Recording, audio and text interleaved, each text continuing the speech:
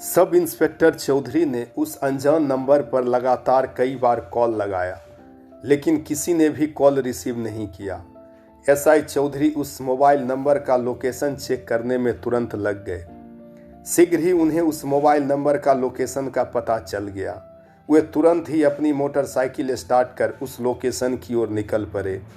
लगभग 2 किलोमीटर दूर हाईवे से हटकर थोड़ी दूर पर स्थित उस लोकेशन पर पहुंचते ही वे सकपका गए।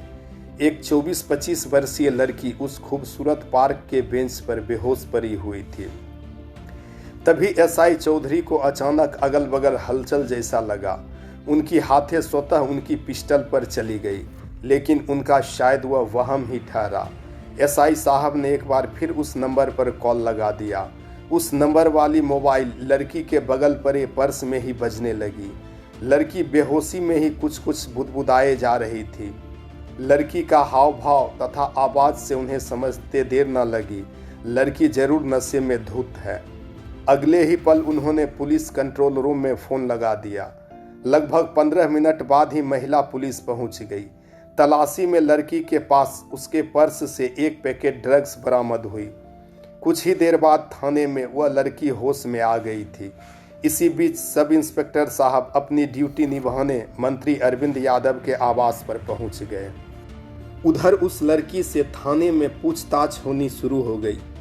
लगभग 2 घंटे बाद सब इंस्पेक्टर चौधरी के सामने उस थाने वाली पुलिस टीम इंस्पेक्टर अमर के नेतृत्व में पहुंच गई। इंस्पेक्टर अमर ने बिना किसी लाग लपेट के अपने सीधे सवाल चौधरी जी के सामने दागना शुरू कर दिया। आप प्रिया को कब से जानते हैं? उसके साथ आपका क्या रिश्ता है? आप उसे कितने दिनों से ड्रग्स सप्लाई कर रहे हैं? ड्रग्स सप्लाई में आपके साथ और कौन कौन से लोग शामिल हैं? आपकी मोटरसाइकिल कहाँ है? उसकी तलाशी लेनी है। सब इंस्पेक्टर चौधरी ने सामने खड़ी अपनी मोटरसाइकिल की ओर इशारा कर दिया। बाकी प्रश्नों के उत्तर में उन्होंने अपनी अनभिज्ञता व्यक्त की। तुरंत ही 2 पुलिसकर्मी उस बाइक की तलाशी लेने में लग गए। बाइक की डिक्की वाली लॉक आश्चर्यजनक ढंग से टूटी हुई थी। डिक्की के अंदर से पुलिस ने 5 पैकेट ड्रग्स बरामद की।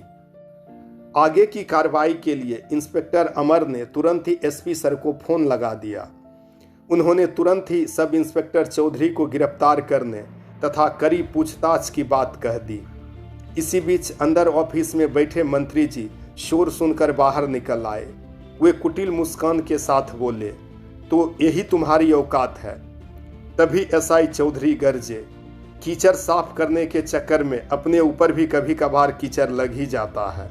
और हाँ मंत्री जी, मेरे जेल से निकलने से पहले किसी अच्छे डिटर्जेंट से अपने कीचड़ जरूर धुलवा लीजिएगा, वरना मैं आपको मौका नहीं दूंगा। मुझे अच्छी तरह पता है सब आप ही का किया धरा है। तभी मंत्री जी ने इंस्पेक्टर अमर से कहा, इसकी जगह किसी स्वच्छ एवं ईमानदार छवि वाले ऑफिसर को ही भेजना, वरना मेरी भी छवि इसी की तरह धूमिल हो जाएगी। बोलकर वे पुनः अपने ऑफिस के अंदर चले गए। इधर सब इंस्पेक्टर साहब गिरफ्तार होकर थाने फिर बाद में कोर्ट पहुंच गए। कोर्ट ने 3 दिनों के लिए पुलिस रिमांड में उन्हें भेज दिया। इन 3 दिनों की रिमांड की अवधि के दौरान भी एसआई चौधरी ने अपने ऊपर लगे आरोपों पर अनभिज्ञता ही व्यक्त की थी।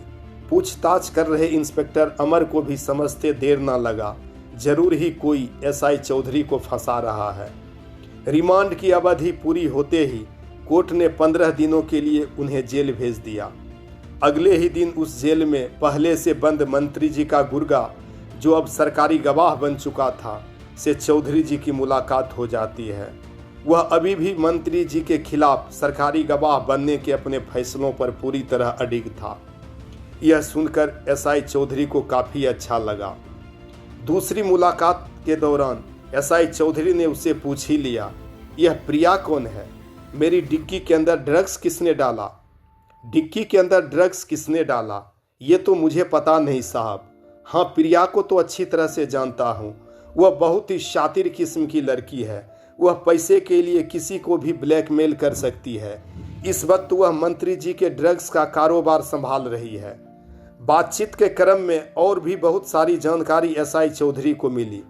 उधर प्रिया 2 दिनों के बाद नशा मुक्ति केंद्रों से वापस आकर पुनः अपने कामों में लग गई। उधर चौधरी जी के परिवार में दुखों का पहाड़ टूट पड़ा। माँ बाप तथा बहन यह खबर सुनते ही सदमे में आ गए। गांव वाले आपस में कानाफूसी करते नहीं थकते। कुल मिलाकर एसआई चौधरी की छवि पूरे इलाके में ही धूमिल हो गई। उनके पिताजी को लग रहा था मेरा बेटा ऐसा नहीं हो सकता, जरूर अरविंद यादव की कोई चाल होगी। उनके पिताजी खबर मिलने वाले ही दिन बेटे से मिलने एवं केस की जानकारी लेने शहर की ओर निकल पड़े। आज जेल में एसआई चौधरी से मिलने दो मुलाकाती आए थे। पहले मुलाकाती खुद उनके पिताजी थे। चौधरी जी सारी घटना सही सही बताने के बाद उन्हें चिंता न करने की सलाह देकर वापस भेज दिया। दूसरे मुलाकाती के सामने आते ही सब इंस्पेक्टर चौधरी के माथे से पसीने की बूंदें गिरने लगी। किसी तरह अपने आप को संभाल पाए। पहाड़पुर थाने के इंस्पेक्टर शहीद रुपेश कुमार के मौत की जांच कर रहे ईमानदार एवं कड़क ऑफिसर डीएसपी रवि शेखर सामने खड़े थे।